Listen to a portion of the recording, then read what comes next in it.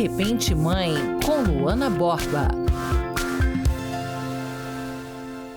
Olá, seja muito bem-vinda ao nosso De Repente Mãe, esse espaço que a gente abre aqui todos os domingos para falar de todos os assuntos relacionados à maternidade. E aí você deve estar achando estranho que eu estou bem acompanhada hoje, né? Mas não é um bebê, é um boneco. Só que hoje em dia tem muita gente achando que é bebê, o tal do bebê reborn. Nesse episódio de hoje, a gente vai trazer para o centro da atenção algumas questões que envolvem a maternidade. E por isso que eu chamo a atenção principalmente de quem convive com mães ou mulheres que querem muito essa maternidade. Porque o ato de gestar um filho já traz muitas questões emocionais, psicológicas, que algumas vezes demandam uma atenção mais detalhada. E outras vezes, a vontade de ter um filho pode despertar comportamentos que também precisam ser tratados. A gente vai discutir hoje depressão pós-parto e essa maternidade dos bebês reborn. E eu quero aproveitar para apresentar as nossas especialistas, porque hoje nós temos duas especialistas que vão nos ajudar a entender um pouco melhor essas duas situações. Seja bem-vinda a doutora Adana França, obstetra, mas ela ajuda a nascer crianças de verdade, não bebê reborn, né? Especialista em bebês naturais. Naturais, seja muito bem-vinda. Obrigada. E doutora Ana Vitória, venha para cá, por favor, psicóloga, sempre com a gente também no De Repente Mãe. Quase Obrigada. de casa. Totalmente de casa. Sentem, fiquem à vontade, por favor. Gente, que febre virou o bebê reborn. Depois que artistas começaram a falar mais sobre isso, porque assim, não é de hoje que existem bonecas realistas, que parecem bebês de verdade. Mas aí quando artistas começam a adotar esses bonecos, começam a fazer vídeos mostrando partos de onde saem bonecos. Quando tem pessoas que pegam seus bonecos e vão a unidades de saúde para buscar atendimento médico, quando tem pessoas que pegam esses bonecos e levam para uma igreja na tentativa de batizar esse boneco, aí a gente começa a se questionar, será que é só uma brincadeira de bonecos? Doutora Ana Vitória, ajuda a gente a entender isso. Porque assim, tem mãe de pet, tem mãe de planta, tem mãe de boneco? É um assunto novo, então a gente até conversa, né? Não tem tantos estudos falando exatamente sobre isso, né? É um transtorno, a pessoa está realmente passando por uma situação, ou todo mundo vai passar por isso, todo mundo que compra o bebê reborn automaticamente já vai criar como se fosse uma criança ou não. Mas é preciso entender que ali não há vida, né? A gente tem que entender por que aquela pessoa, se for um adulto, né, por que ele está trazendo aquela imagem da criança, ou símbolo, na verdade, de uma criança. Então, qual é o significado que ele está trazendo para aquela pessoa?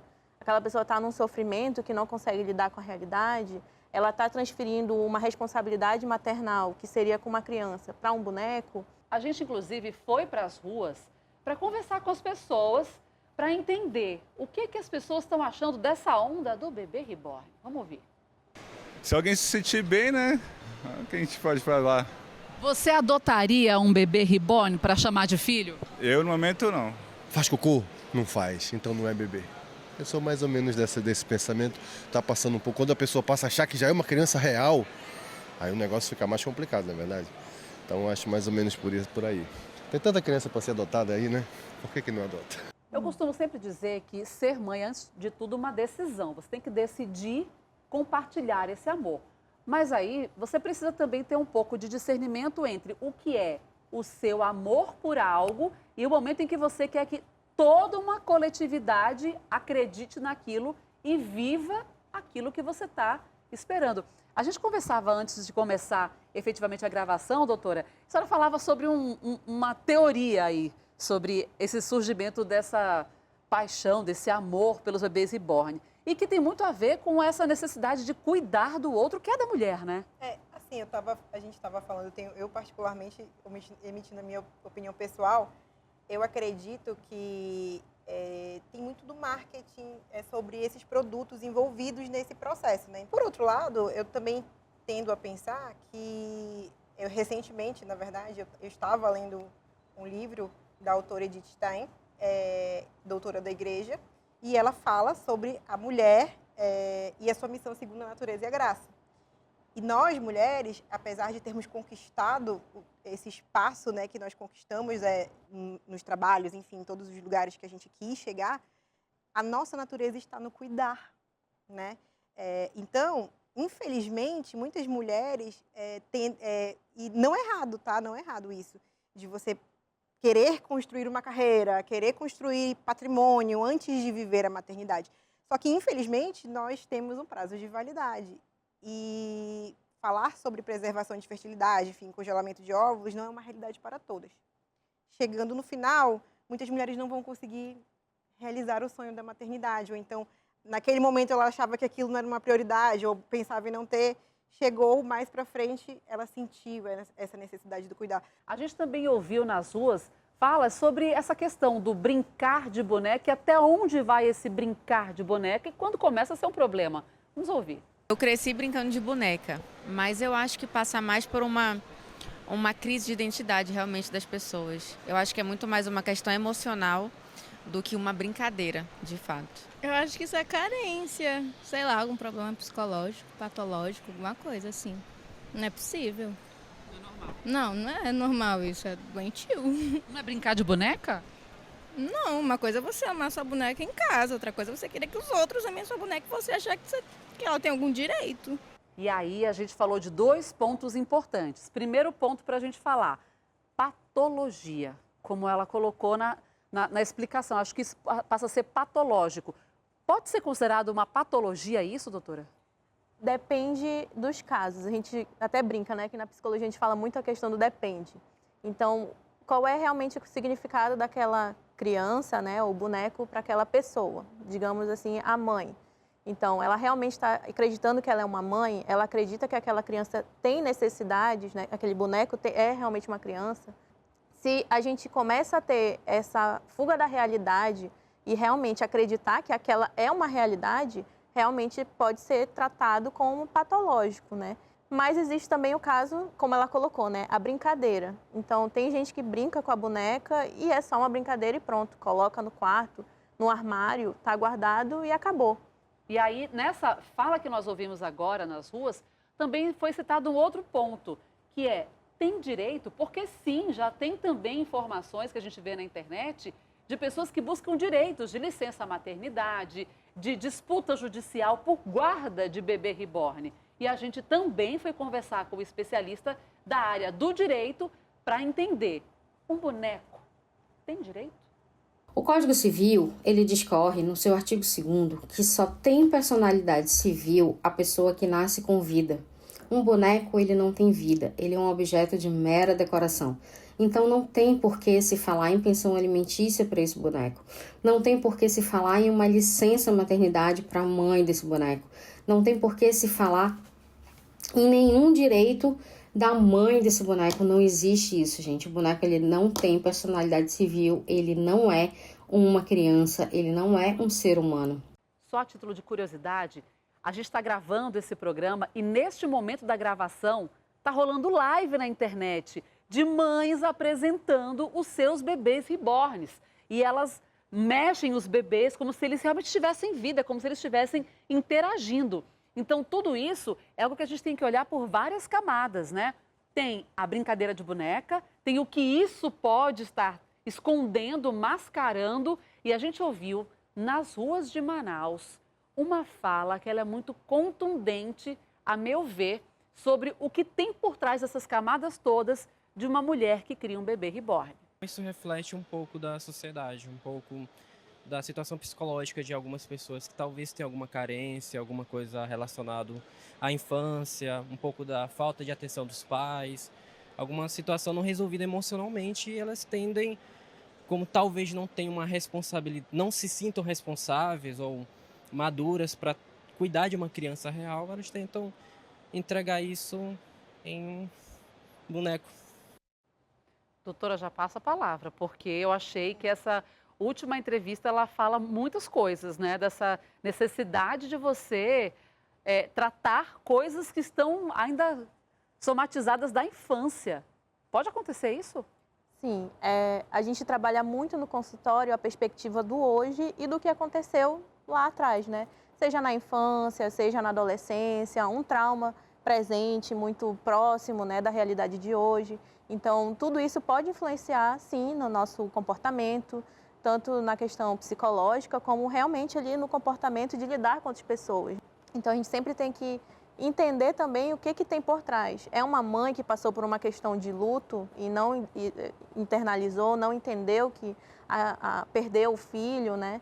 Ou é uma questão de realmente falta de maturidade ali, não desenvolveu tão bem. Doutora Dana, quando há, por exemplo, uma perda gestacional ou muito prematura, como é que hoje se trata isso dentro de um consultório com essa mãe nesse processo de abalo emocional para que ela consiga tratar essa questão e não evoluir para, de repente, colocar esse amor, depositar tudo isso num ser completamente inanimado? A gente quem leva o seu bebê para casa já vai passar por um puerpério bem desafiador, né, com o blues puerperal, a depressão pós-parto. Imagina que não vai levar o seu filho para casa, né? Então, esse é o momento que essa mulher precisa de muita atenção, porque ela pode desenvolver patologias que vão ser para o resto da vida. E aí ela pode acabar transferindo isso, né, para um objeto, ou para um vício, ou por um apego em alguma outra coisa, enfim, até transtornos psiquiátricos mesmo. Então, assim, isso tem sinais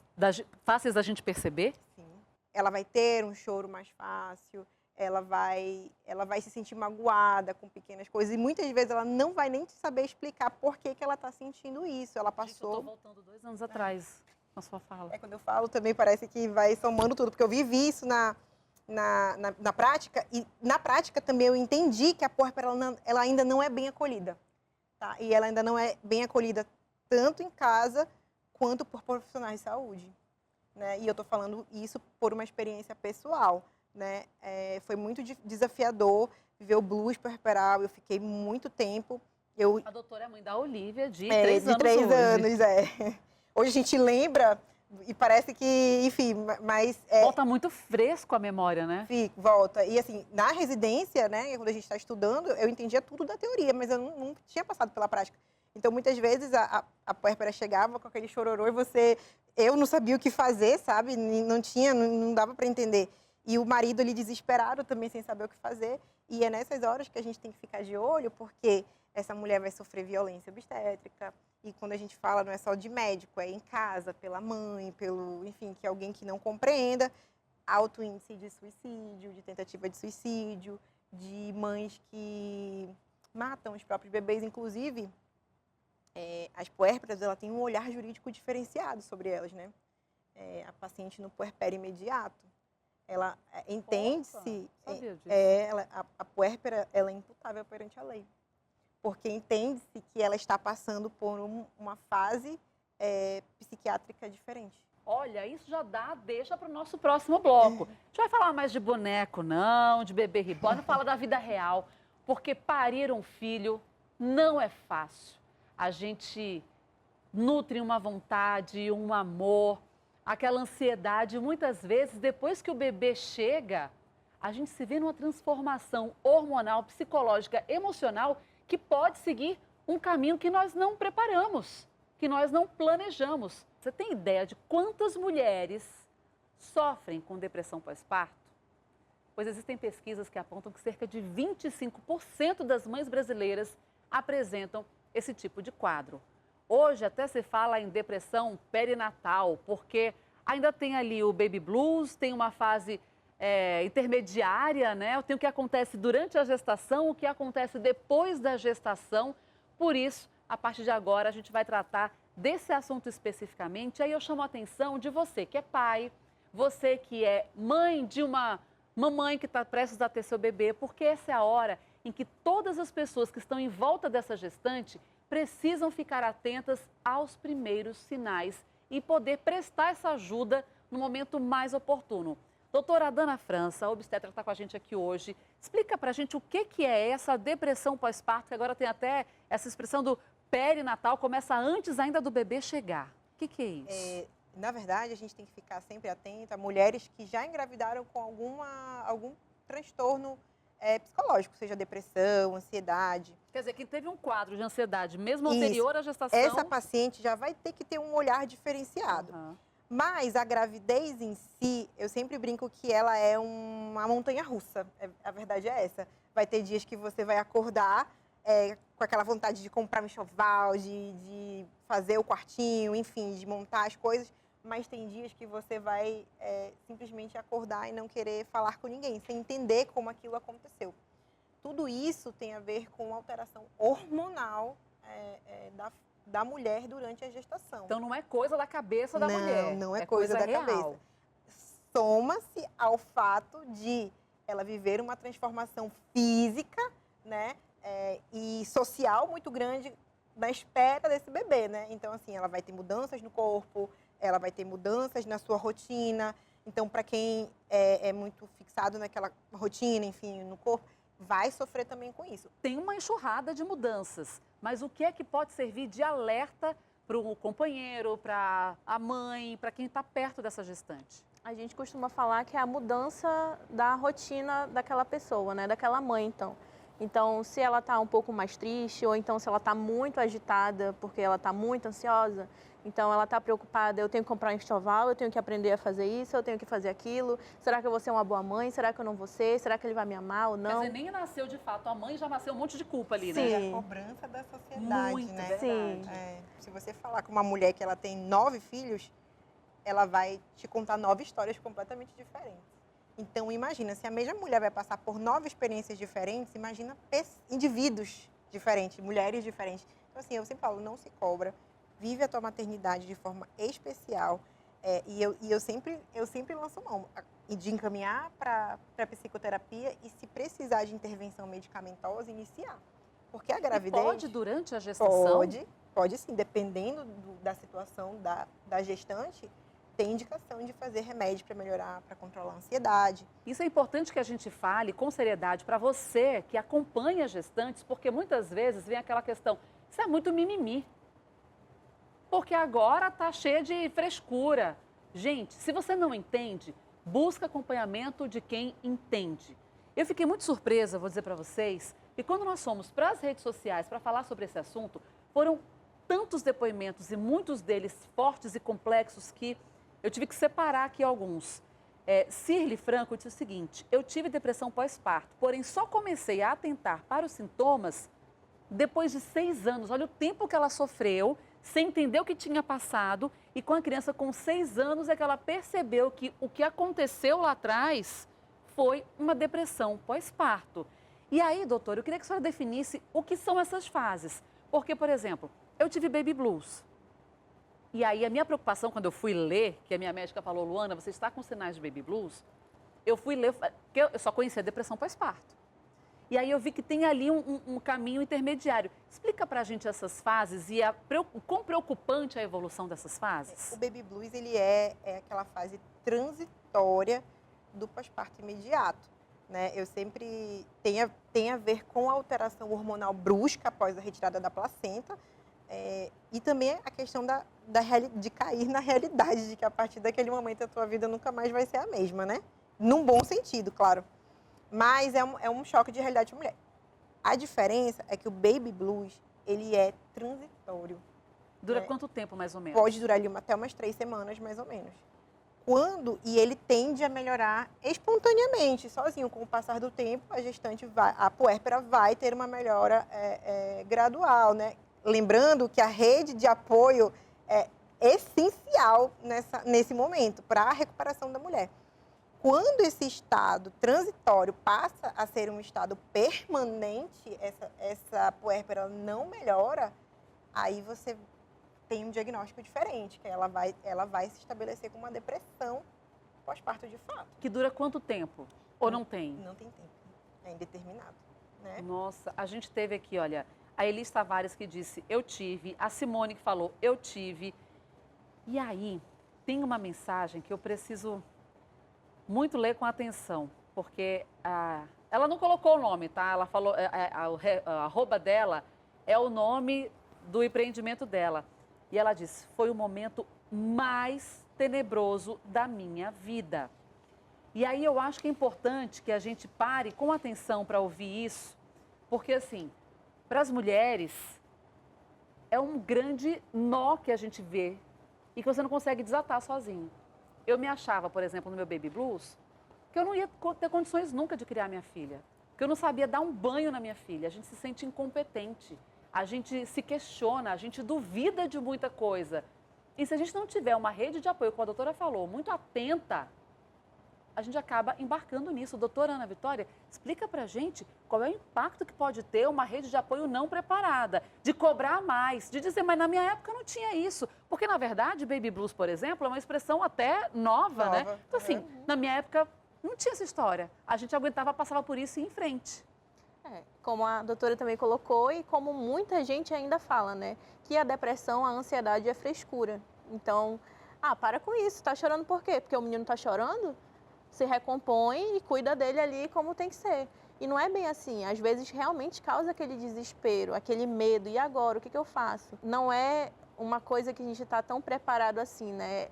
Essa e aquela mãe vai ter depressão pós-parto ou baby blues. Não tem como você prever que isso não vai tem acontecer, como prever. esperar acontecer, né? Eu posso compartilhar um pouquinho, assim?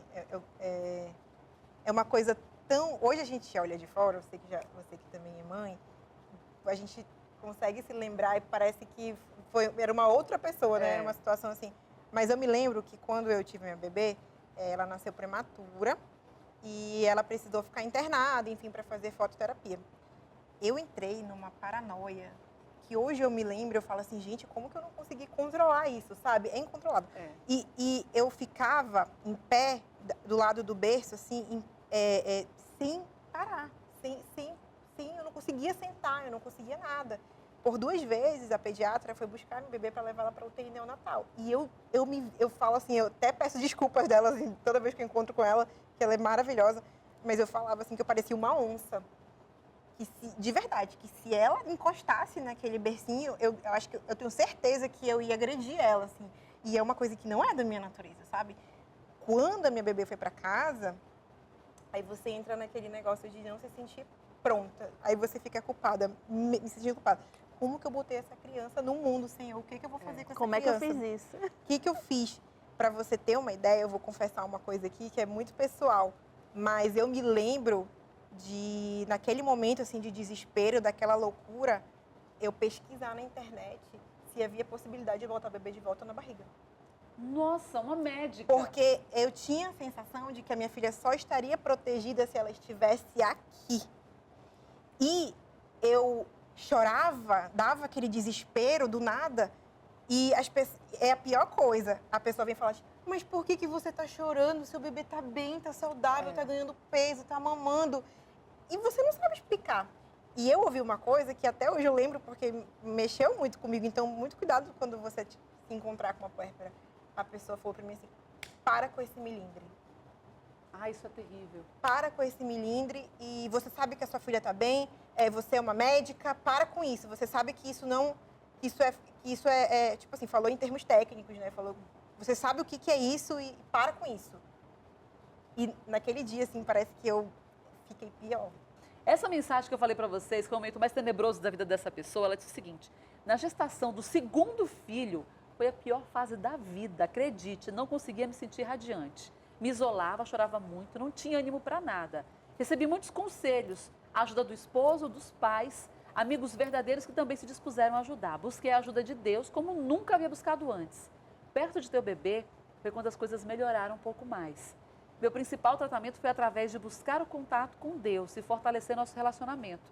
Após o bebê nascer, e ainda com a ajuda de várias pessoas queridas, eu pude fazer terapia e as coisas foram ficando bem mais fáceis de seguir.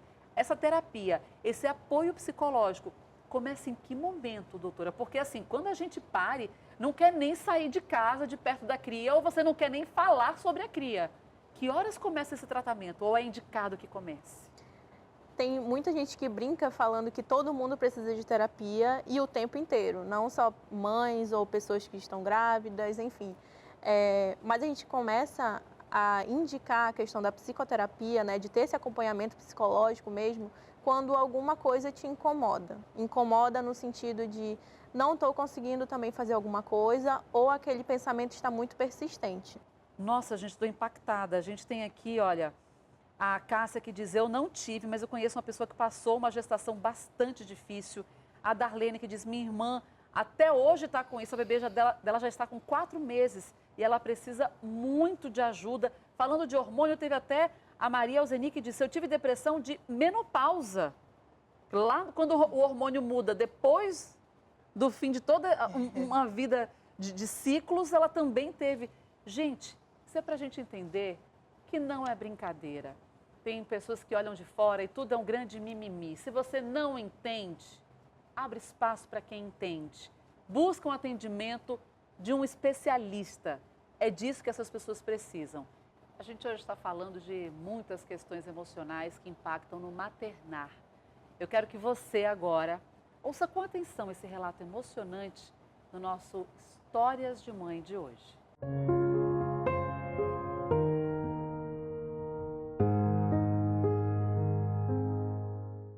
Presta atenção nessa história de hoje de transformação. Minha primeira filha chegou quando eu ainda estava no ensino médio. Aos 17 anos, ouvi de muitos que a minha vida tinha acabado, que me tornaria dona de casa, que ia ficar com a barriga no fogão. Mas dentro de mim eu sabia, estava só começando. Com o apoio da minha família e do pai dela, concluí os estudos e logo encarei um novo desafio, faculdade em outra cidade, longe da minha bebê. Foi doloroso, deixei de acompanhar muitos momentos, mas foi necessário. Logo a trouxe comigo e seguimos, eu e ela, com o apoio do meu irmão e da minha cunhada, entre estudos, trabalho e amor. Mais tarde, a vida me levou a outra cidade. Foi nesse lugar onde descobri minha força profissional. Nessa experiência, eu cresci, me desafiei, me tornei engenheira de campo e nunca deixei de ser mãe. Anos depois, conheci um homem incrível, pai de 5 filhos e também engenheiro. A vida nos uniu de um jeito inesperado e muito bonito. Criar uma nova família com 6 crianças não foi fácil, mas foi verdadeiro. Cada passo foi e ainda é uma construção diária de respeito, amor e limites. Então veio a Liz, um presente depois de 9 anos. Trabalhei grávida até o último mês, feliz da vida mesmo na obra, realizada com a minha profissão e com a minha barriga. Mas quando ela nasceu, eu fiz uma escolha. Iria me dedicar à maternidade. Foi lindo, mas também foi doloroso. Vivi o puerpério com intensidade, me senti perdida, sem intensidade, sem identidade. Com saudade da mulher que amava a correria da obra. Mas aos poucos eu fui me reconstruindo. Hoje eu sou mãe da Bárbara, da Liz, do Lucas, do Bruno, do Gustavo, da Thaís e da Yasmin. E hoje nós somos uma família construída com amor e compreensão. E eu amo criar memórias com eles, viver a rotina da nossa casa cheia, me dividir entre a vida profissional e o cuidado com os meus. Ser mãe me ensinou que força não é sobre dar conta de tudo, é sobre continuar mesmo quando a gente duvida de si mesma. Sou mãe, mulher, engenheira e empreendedora. Sou inteira sendo tudo isso junto. São muitas questões que a gente está dividindo hoje no nosso De Repente Mãe, falando de bons exemplos, falando de alertas importantes para quem está no entorno de gestantes, de mulheres que acabaram de ter neném. O importante é que a gente sempre perceba que dá para ter um olhar mais empático. O nosso tempo, infelizmente, está chegando ao fim, mas eu queria que a gente deixasse uma mensagem, doutora Ana Vitória. A gente falou aqui de muitas questões que estão ligadas a esse boom de hormônios e de transições na vida de uma mulher. Seja aquela que verdadeiramente está gerando, aquela que já gerou, aquela que perdeu. Como que a gente pode trazer esse alerta de está na hora? Será que não está na hora de você buscar uma ajuda?